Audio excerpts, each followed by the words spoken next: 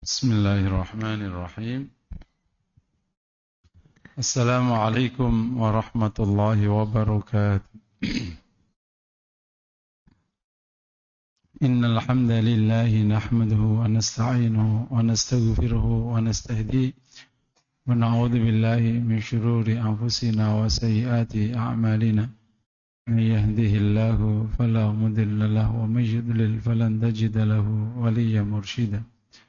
أشهد أن لا إله إلا الله وحده لا شريك له وأشهد أن محمدا عبده ورسوله اللهم فصل وسلم وبارك على نبينا وحبيبنا محمد وعلى آله وأصحابه وأزواجه وذريته ومن تبعهم بإحسان إلى يوم الدين أما بعد.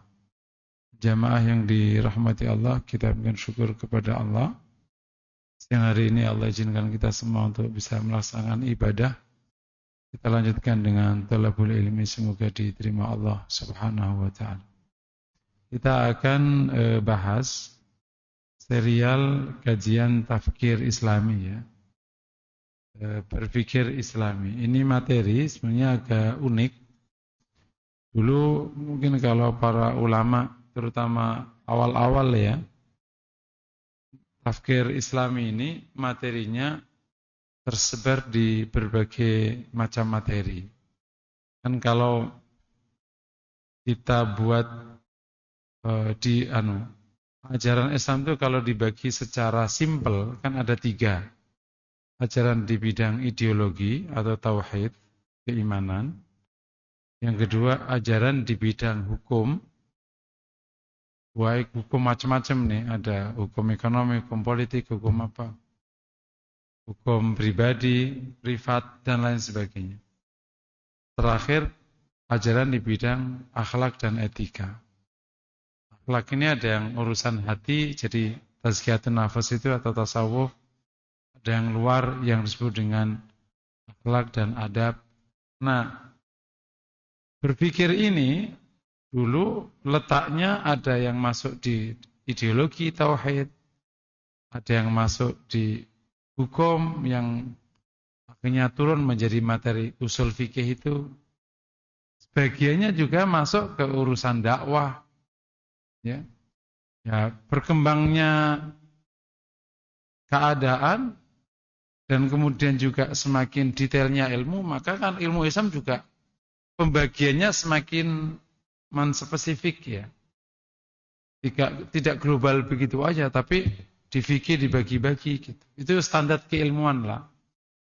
Sampailah masalah berpikir ini ternyata menjadi penting karena setelah ideologi seseorang, setelah akidah seseorang, maka yang berpengaruh dalam sikap dan keputusan orang itu adalah berpikirnya atau cara berpikirnya. Beberapa contoh yang menarik, semoga tidak tersinggung ya. Di beberapa case orang yang aktif di keuangan syariah, pada waktu ngitung untung, ngitungnya gimana? Berarti basisnya rate. Jadi menentukan mudharabah itu berapa persentasi, itu dihitung rate. Misalnya dia standarnya dapat 3% investor nih ya. Kalau perbankan kan 1, kalau BPR 2, investor 3 sampai 4. Gede itu investor itu. Duitnya dari bank-bank juga. Nah, aku mau dapat 3 nih, berarti kan per tahun 36%, ya kan? Nah, dia injek 1 miliar. Untungnya berapa nih, Pak? Saya bisa dapat untung 50%, Pak, per sekali putaran. Berarti 500 juta ya. 1 juta dibagi berapa? Kalau aku mau dapat 4%, berarti aku harus dapat sekitar 40 juta ya. Sekitar itulah. Oh, bolehlah aku cuman bagi hasilnya 20, 80. Tapi kalau setahun masa putarannya aku mintalah. Jadi nanti dari rate itu diturunkan menjadi persentase di mudharabah. Enggak salah. Itu enggak salah. Itu kan cara. Cuman itu menunjukkan betapa kapitalisme itu udah dominan sebelumnya. Gitu. Kalau mudharabah kan nggak gitu cara berpikirnya. Aku punya duit, lu punya tenaga. Yo, berapa? Ya udah, karena ini memang tenaganya terlalu dominan dan peran uang juga sedikit, 50-50 ya. Atau ternyata itu bisnisnya kan gampang, untuk ngelangsir doang aja. Sementara risikonya besar di harta. Ya udah 70-30 ya. Ya udah. Nanti kalau rugi gimana? Ya udah, kalau rugi ya udah, berarti lu ngembaliin modal itu resikoku. Resiko tenagamu nggak dapat apa-apa, uangku nggak dapat. Tapi sekarang ada nggak yang kerja bagi hasil kalau rugi nggak minta balik? Minta balik. Jadi ada mudharabah, kalau rugi yang ngelola balikin modal, itu namanya loan. Itu bukan mudharabah, betul nggak? Ada mudharabah tapi minta kolateral, itu namanya loan bukan mudharabah. Itu bab namanya cara berpikir. Cara mudharabah tapi pakai kolateral. Itu namanya gadean, itu namanya. Udah ada kolateral kan gadean namanya. Kalau gadean itu berarti loan, utang namanya. Kalau mudharabah nggak pakai loan, nggak pakai kolateral, itu namanya karakter berpikir. Udah nggak bisa dilepas. Dan ketika karakter berpikir itu sudah masuk, maka hukum tinggal ngikuti. Justifikasinya, loh ya kan, kita kan harus menahan risiko, kita kan kayak gini. Nanti pakai dalil tuh biasanya tuh, kemana-mana. Jadi mindset tuh luar biasa pengaruhnya berpikirnya. Nah, di konteks ini akhirnya agak belakangan ya, setelah tahun 70-80 lah, beberapa para pemikir yang aktif mulai menulis buku tentang tafkir Islam. Cuman tafkir Islam ini sebagian masyarakat bias dengan fikroh Islamiyah, pemikiran Islam. Kalau pemikiran Islam itu produknya, pemikiran Islam itu contoh Islam ini adalah agama yang mengcover semua urusan. Konsep Islam dalam bab politik itu pemikiran Islam. Kalau kita bicara tafsir itu cara berpikirnya, maka kita akan banyak belajar kaidah-kaidah yang nanti berpengaruh kepada cara berpikir. Lebih mendesak materi ini disampaikan ke masyarakat karena di dunia SDM materi strategic thinking sekarang menjadi penting gitu. Karena ternyata memang bukan hanya emosi, memang peran emosi dalam pengambilan keputusan itu tinggi. Makanya materi tentang kejelasan emosi duluan masuk. Tapi ternyata emosi aja nggak cukup, perlu berpikir yang strategik. Makanya insya Allah semoga materi ini minimal membuka hal yang selama ini tercecer di beberapa materi untuk kita bisa pahami. Nah, kita akan bahas satu kaidah besar yang menjadi payung dari cara kita berpikir dan nanti produk pemikiran itu adalah kaidah yang sekarang menjadi temanya, ukuran kebenaran. Imam Suyuti rahmatullahi alaih menulis di bukunya, di Usul Fikih, ada kaidah yang sangat terkenal. Kaidah ini akhirnya juga menjadi kaidah di Usul Fikih. Al-haqqu al-husnu wal-qubhu yarji ila syar'i la ila ghairihi. Baik buruk itu rujukannya syariah, bukan ke yang lain. Nah, kaidah ini kita kembangkan, dikiaskan sekarang menjadi al-haqqu wal batilu wal husnu wal qubhu yarji ila syar'i la ila ghairihi. Benar dan batil, baik buruk itu ukurannya syariah, bukan yang lain. Ini harus ada di otak kita. Jadi kalau mengukur sesuatu itu ukurannya syariah. Clear ya? Setuju ya? Ini benar enggak? Benar itu menurut siapa? Banyak. Banyak versi kebenaran. Bagi kita Muslim versi kebenaran versi syariah. Dan kita terikat dengan syariat ini dalam urusan apapun. Apa aja diukur pakai syariat. Nah, contoh paling gampang, waktu menentukan pekerjaan, mengukurnya syariat. Waktu menentukan istri, mengukurnya syariat. Waktu menentukan keputusan terhadap konflik, ukurannya yang benar salah yang benar. Nanti tinggal hal lain yang di bawahnya diturunkan ke sana. Kalau teman-teman punya perusahaan terus bikin aturan perusahaan, pastikan comply sama syariat. Kalau nggak comply, kita kelak punya masalah dengan Allah di akhirat. Ini benar apa salah? Syariah ukuran. Nah, di lapangan ini, kalau dia buat simple, ada 5 ukuran kebenaran. Yang pertama, kebenaran seni.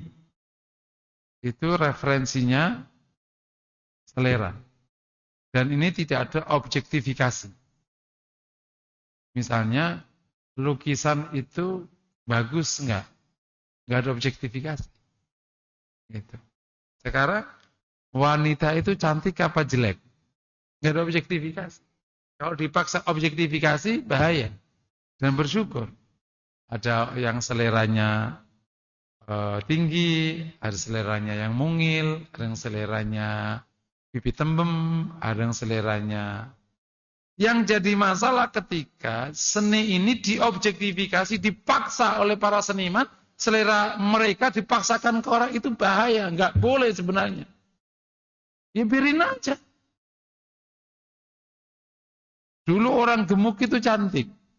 Tahun 60-an, 70-an itu. Sekarang orang gemuk jelek. Ya karena bapak-bapak mau diintervensi, kalau nggak mau aja. Misalnya, kok kamu milih isinya kok yang gemuk? Loh, keren banget itu. Itu mah jelek, selera gua, serah gua lah. Kalau paksa, paham nggak? Suka guyon kan, lukisan Mona Lisa, lukisan keren banget. Menurut aku sih enggak, biasa aja. Boleh nggak gitu? Boleh aja, namanya seni. Menurut aku lagu ini enak banget. Menurut aku lagu ini apaan?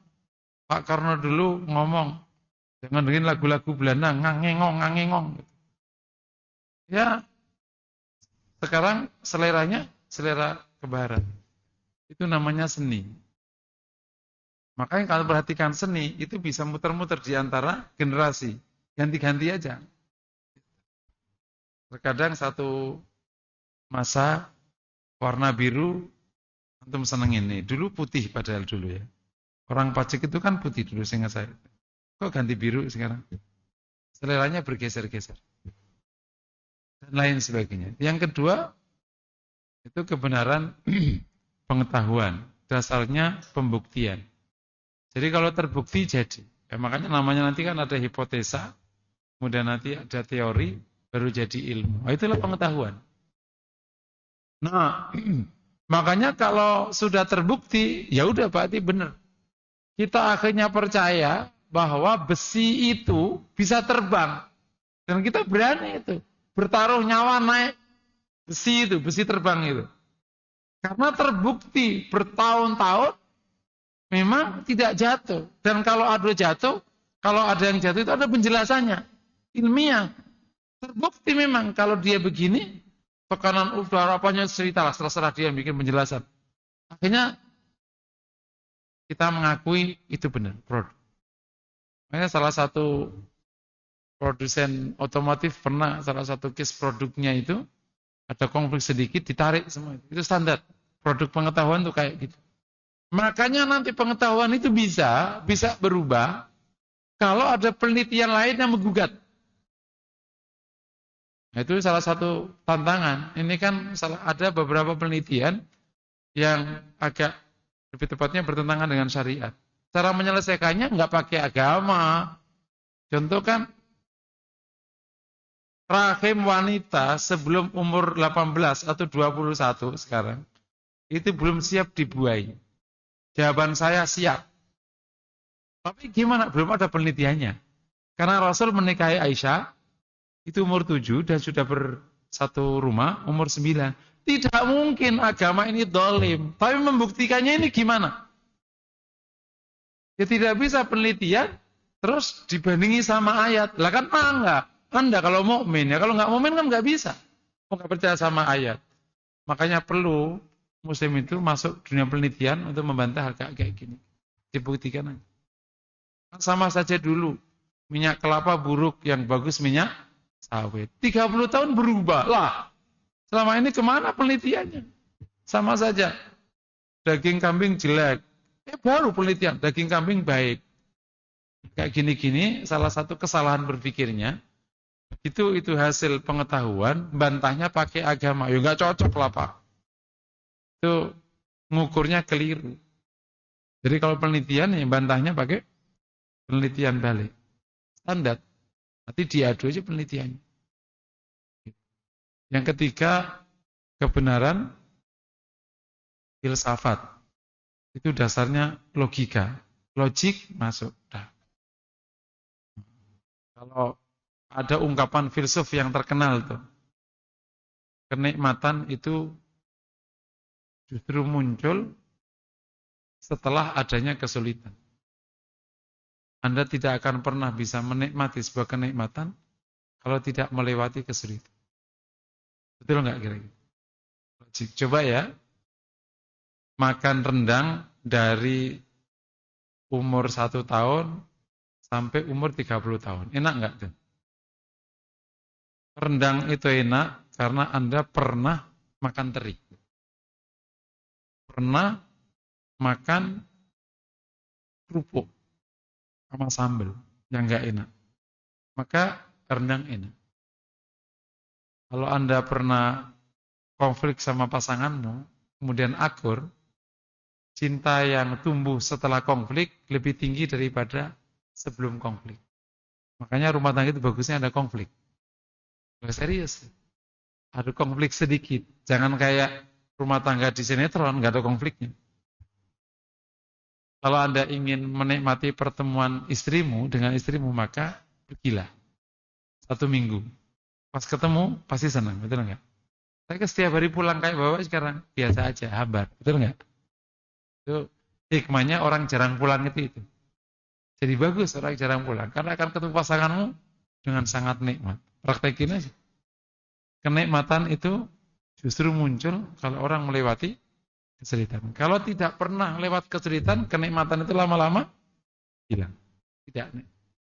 Itulah hikmah di belakang sabda Nabi sallallahu alaihi wasallam. Oh, uhibbu an aju'a yauman aw thalatha ayyam wa ashba'u yauman aw thalath.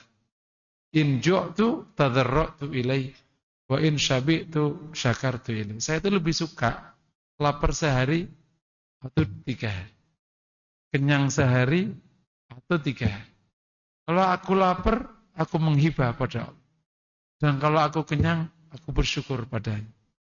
Jadi kalau kenyang terus, itu makanan rasa biasa.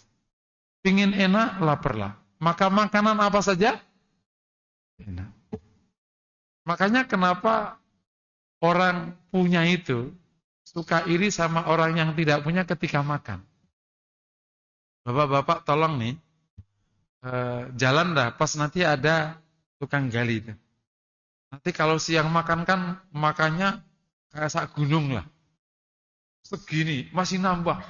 Dan lahap, padahal ini masih ada tanahnya, masih lahap. Bahkan waktu zaman Covid, kita semua takut, semua dia makan aja samping jalan. Sehat. Jadi ingin punya duit, makan jarang nikmat, atau enggak punya duit tapi makan nikmat? Ayo. Serius. Jadi dunia diciptakan oleh Allah berputar-putar kayak gitu. Jadi itu namanya filsafat ya, logika. Nah yang terakhir kebenaran agama. Dasarnya adalah keyakinan. Nah ini yang akan kita pegang. Bagi Muslim, kebenaran agama di atas kebenaran apapun.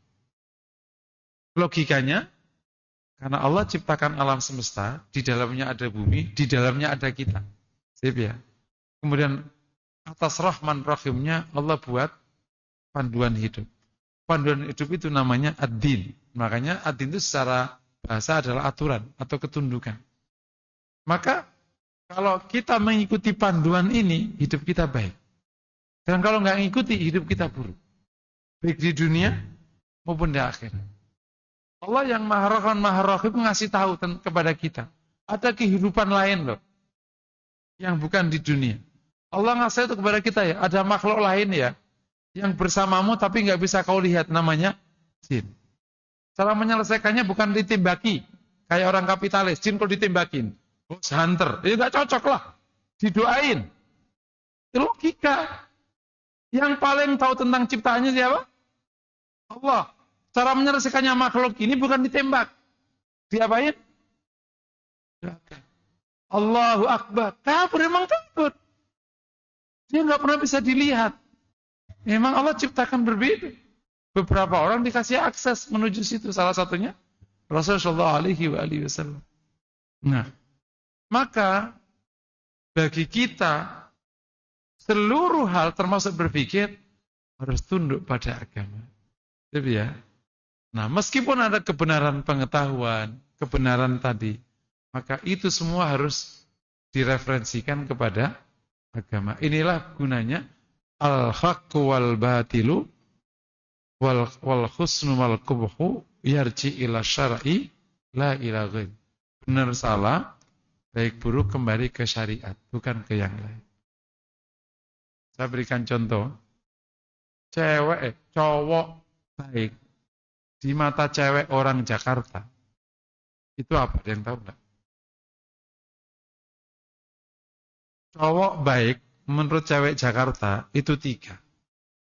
Pertama, tidak usil. Enggak nanya-nanyain terus. Beb, di mana? Paling enggak demen tuh cewek, itu digitu-gituin. Kedua, nganterin kemana wae. Yang ketiga, suka memberi. Jadi cowok baik itu enggak ada urusannya sama sholat, sama nilai. Lo baik banget. Itu maknanya apa? Suka memberi. Lo baik banget nemenin gua waktu gua sendirian. Itu baik. Pertanyaannya, emang kayak gitu nanti cara milih cowoknya, kayak perempuan? Harus kembali ke kita bicara logika ya, nggak bicara emosi ya. Meskipun nanti logikanya masuk, emosinya belum masuk tetap.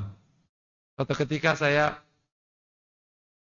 ditanya salah satu jamaah, dia kerja di perusahaan besar.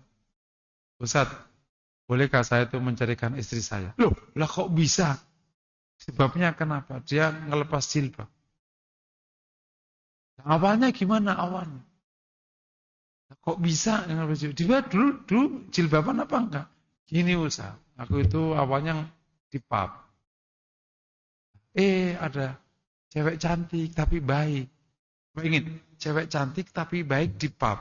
Itu baik ukurannya apa ini berarti? Ukurannya humble. Mas, apa kabar? Mungkin gitu ya. Aku coba bayangkan. Aku juga nggak ngerti urusan dalam itu, nggak ngerti. Akhirnya gimana? Akhirnya kita deket, karena aku merasa cocok. Ya udah, aku pin. Kayaknya gue cocok dia sama lo. Cuman kalau kita nikah, lo mesti jilbaban. Kalau enggak sih enggak siap. Ya udah deh, enggak apa deh. Ini jilbaban.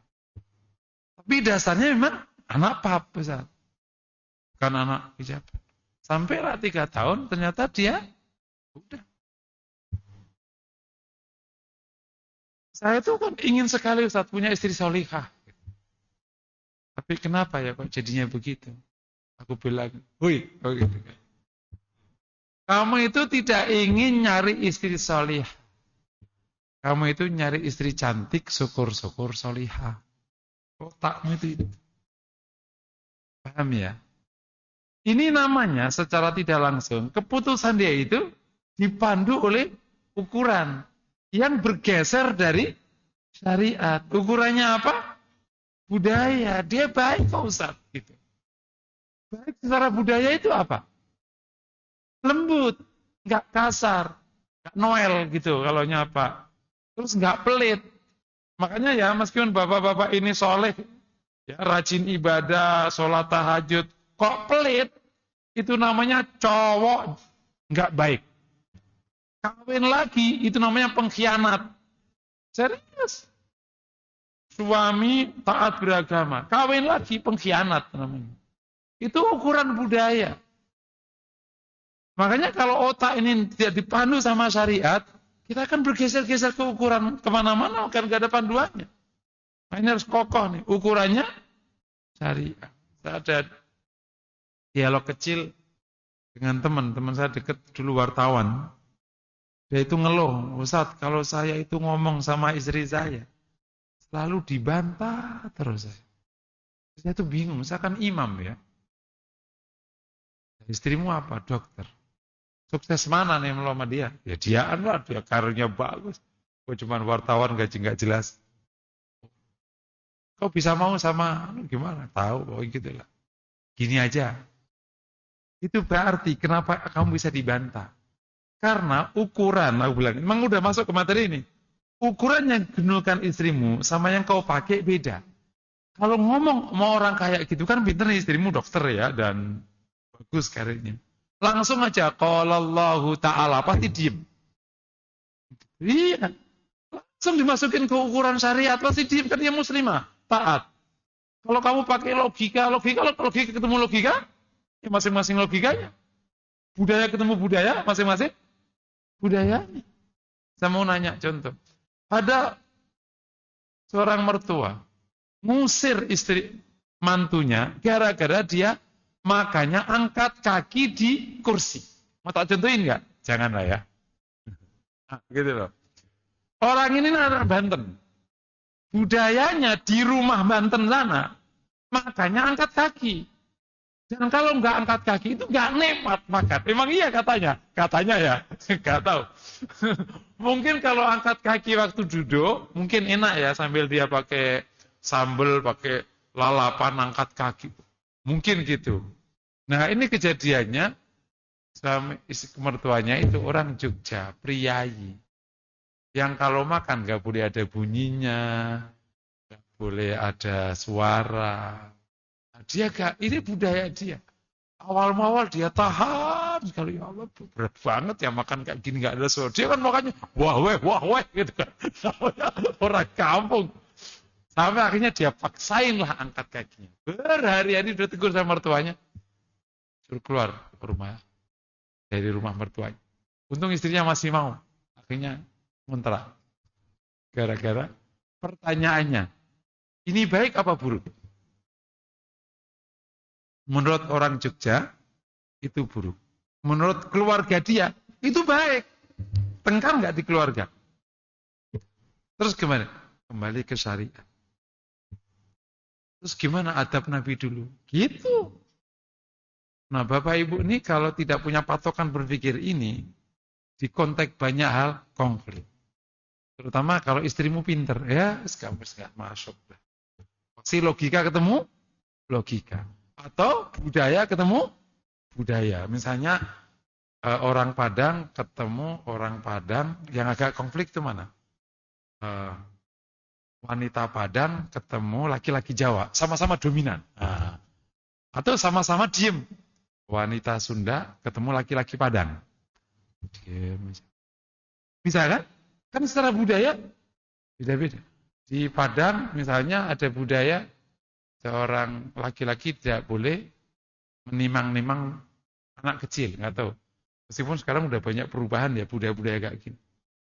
Itu kalau tidak dirujukkan ke syariah, konflik. Ya, nah, kaidah ini menuntut kita beberapa hal. Kita baru bisa mengukur semua hal, menuntut kita beberapa hal. Yang pertama, kita harus paham syariah. Syariat itu apa sih? Syariat itu ya, Quran, Sunnah, dan seluruh produk hukum, kalau dihukum ya, atau produk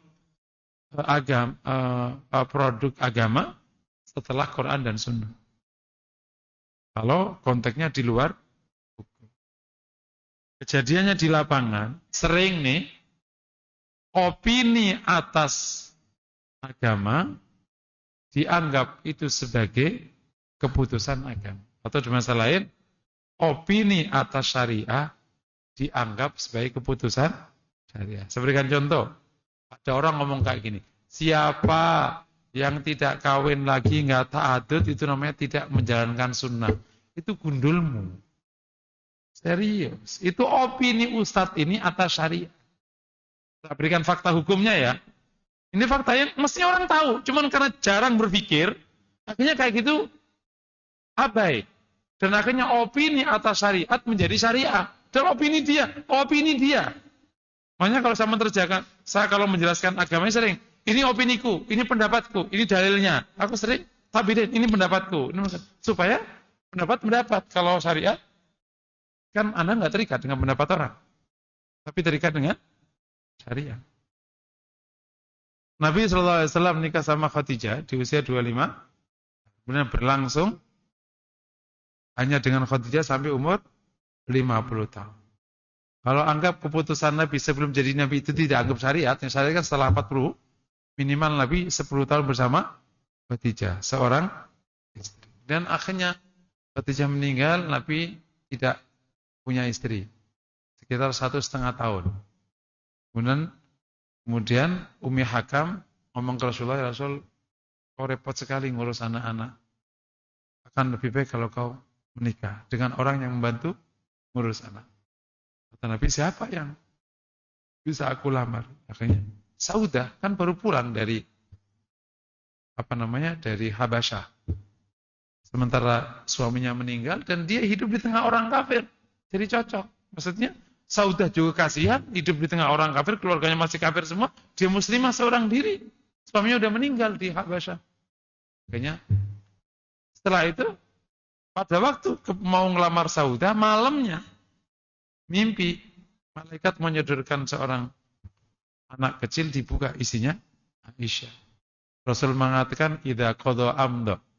Kalau Allah putuskan pasti Allah akan jalankan. Makanya akhirnya melamar dulu ke Aisyah. Diterima. Benar. Lamar ke Saudah kan udah janjian sama Saudah. Kalau ini bonus. Bukan bonus ya. Kan malam, kan udah janjian sama Saudah besok datang. Akhirnya Aisyah dulu. Karena dikasih, hanya ke Saudah. Itulah akhirnya Nabi nikah lebih daripada. Jadi kita mengatakan monogami sunnah. Karena ada sunnah, betul nggak? Terus tidak punya istri, kalau ada kondisi tertentu, ya sunnah lah itu. Nabi nggak punya. Itu tindakan Nabi nggak? Tindakan Nabi. Masa Nabi makruh melakukan tindakan? Nggak mungkin. Punya istri lebih daripada satu? Sunnah. Itu yang benar. Jadi kalau potonganmu memang cocoknya satu, ya sudah satu. Namanya sunnahnya satu. Jumlah laki-laki yang cocok punya istri satu, itu 48%. Data ini penelitian. Apakah di sini 48%? Kelihatannya lah. Kan PNS. 48%. Terus, kalau potongan memang celutak, ya suka perkara lain. Celutak itu bahasa orang Jawa. Itu tahu celutak gak sih? Celutak itu kucing yang suka makan lain itu loh ya. Makan, gitu itu namanya celutak. Suka yang lain, itu namanya celutak. Bukan, berarti nikah lah. Itu juga jumlah laki-laki yang suka menikah lagi itu 52%. Itu penelitiannya. Itu makanya hikmahnya Nabi memberikan contoh satu sama lebih dari satu. Clear nggak? Kalau agama gini clear nggak jadinya? Clear. Jadi agama itu memberikan satu ruang pilihan bagi profil-profil laki-laki. Kalau 52% itu kok nggak nikah, dia selingkuh. Hati-hati dengan profilmu. Kamu itu masuk 52% atau 8%. Loh gitu kira-kira. Paham ya kira-kira? Ini Masya Allah. Jadi perlu paham syariah. Nah, karena ini terbatas, mestinya setelah ini itu bab tentang memahami Quran, memahami sunnah. Karena kejadiannya di lapangan, sering orang merasa sudah memahami Quran, terus akhirnya disimpulkan, padahal itu bukan kesimpulan yang tepat. Itu adalah pikirannya ditumpangkan di Quran. Di bab ayat jihad, banyak sekali yang pikir itu mengenai Quran. Banyak sekali beberapa cara. Makanya kenapa dulu para ulama punya materi namanya usul fikih itu agar memahami Quran itu ada kaidahnya. Memahami sunnah itu ada kaidahnya. Nggak main-main menyimpulkan. Quran itu namanya dasar hukum, produknya namanya hukum. Misalnya gini, inna sholata kanat alal mu'minina kitaban mauquta. Itu namanya dasar hukum. Sholat itu bagi orang mukmin adalah catatan yang di waktu-waktu. Masa catatan di waktu-waktu? Kitaban. Nanti cari itu kitaban. Oh, kewajiban yang berwaktu-waktu.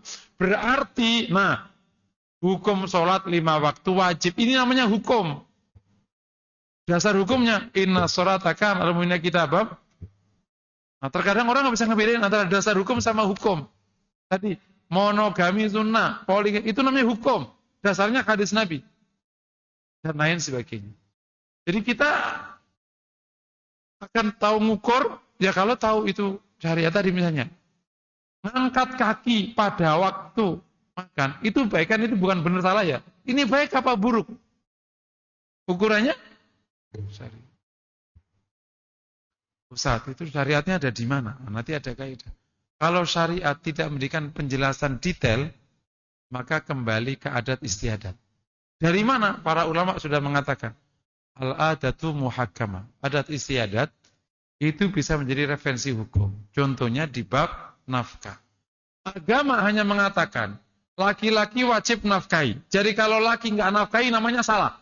Meskipun dia orang Padang. Lihat. Dan kalau ada wanita tanpa izin suaminya kerja, padahal suaminya sudah nafkahi, karena merasa dia wanita karir, salah.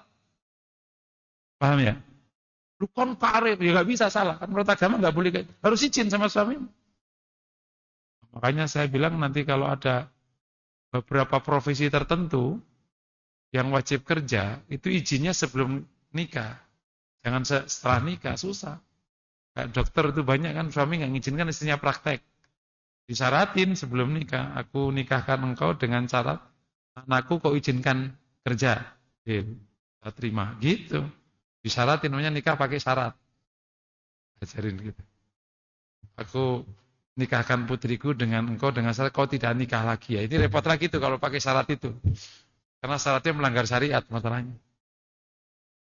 Nah, nafkah itu wajib. Berapa nafkahnya? Kembali ke adat istiadat. Jumlahnya berapa? Istiadat. Ngasih makannya berapa? Adat istiadat. Tempat tinggalnya kayak apa? Adat istiadat. Yang penting nafkah. Paham ya? Makanya adat istiadat itu tidak bisa diabaikan, Bapak Ibu ya. Jadi tidak semua adat istiadat itu kita abaikan karena bisa jadi referensi hukum. Gitu. Contohnya gini. Kalau Anda nikah sama wanita di Jakarta. Tapi Anda orang kampung, tinggalnya di Jakarta. Nafkahnya pakai ukuran kampungmu atau pakai ukuran Jakarta? Hah? Atau dibalik, kamu orang Jakarta, sekali makan 50.000. Punya istri orang kampung, sekali makan 2.000. Paham ya? Terus tinggal di kampung, nafkahnya Jakarta atau nafkah kampung? Ya. Makanya kalau ada laki-laki nggak punya, nikah sama wanita kaya, itu namanya budu.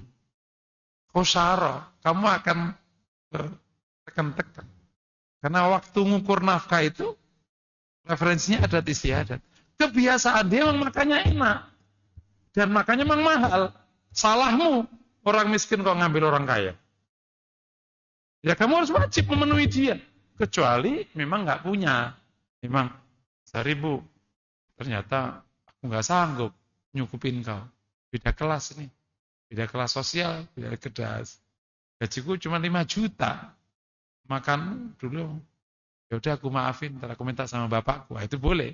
Namanya laki-laki nggak mampu namanya. Namanya benar. Boleh, dia wajib sabar. Tapi kalau dia mampu, wajib memenuhi. Nah, tapi kalau laki-laki kaya, kerja di Jakarta, istrinya di kampung.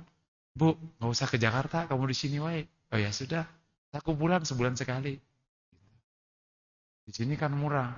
Iya Mas, di sini aja. Aku makan cuma 2.000. Ya udah, berarti makanya 2.000 kali 3, 6.000 kali 30.000, 180.000. Ini nafkahnya. Ada tidak segitu. Makanya hartamu jadi banyak, lebih. Paham ya? Ngukurnya tentu nggak begini ngukurnya. Yang nanti ada kesepakatan di antara para pihak nafkahnya. Karena agama melepas. Nafkah itu kan jumlahnya dilepas. Disepakati di antara para pihak. Ini makanya di sini diperlukan standar hidup umum kayak gitu tuh karena agama melepas. Karena kalau nggak repot. Kembali tadi perlu memahami. Ya. Yang kedua, perlu membiasakan apa yang sudah dipahami menjadi koridor berpikir. Enggak lepas. Itulah diperlukan harus masuk ke ideologi. Kejadian ketika anak yang awalnya bicara belajar ekonomi kapitalis, terus tiba-tiba taubat belajar ekonomi Islam. Terus dia kerja, tetap aja kapitalis enggak? Karena enggak dimasukkan sedalam-dalam. Filosofinya enggak masuk, semuanya enggak masuk. Tetap aja kapitalis ujungnya. Tetap aja ribawi. Padahal sudah pakai bahasa Arab sudah. Ini sudah bahasa Arab. Mudoroba. Gitu. Tapi kalau modalnya hilang minta balik. Nah, itu mah loan, bukan mudoroba. Itu mah loan. Itu mah kredit sebenarnya. Kredit. Ini namanya bunga, tapi namanya ini bagi hasil. Gitu. Jadi karena belum masuk secara. Karena jam 1 ya. Nah ini hanya membuka aja. Karena kita akan dituntut untuk pindah tema. Nanti kelihatan, kalau saya ngajar tafsir Islam itu mungkin nanti panitia atau pengurus, average rata-rata 3 tahun. Berarti sekitar 36 pertemuan. Biasanya udah selesai biasanya. Ada yang 3,5 tahun. Bahkan ada yang 4 tahun, 5 tahun, tergantung kok pesertanya semangat, itu tak ditelin. Kalau pesawatnya ngantuk, ya udah tutup aja lah. Orangnya juga nggak mau mikir gitu, udah tutup aja deh. Kalau semangat kita biasanya juga materinya akhirnya. Bukunya insya Allah sekarang udah ditulis, karena ini memang referensinya ada berbagai macam referensi. Kalau sudah jadi, bentar lagi cetak. Alhamdulillah. Meskipun nggak tahu jadinya kayak apa, karena selama saya ditulis, bukan saya nulis. Tapi penulisnya memang jago penulis wartawan senior. Yang udah biasa, jadi ada transkrip, terus ditulis, terus diedit. Ya semoga sih benar. Kalau nggak benar ya diperbaiki aja. Demikian yang dapat saya sampaikan. Assalamualaikum warahmatullahi wabarakatuh.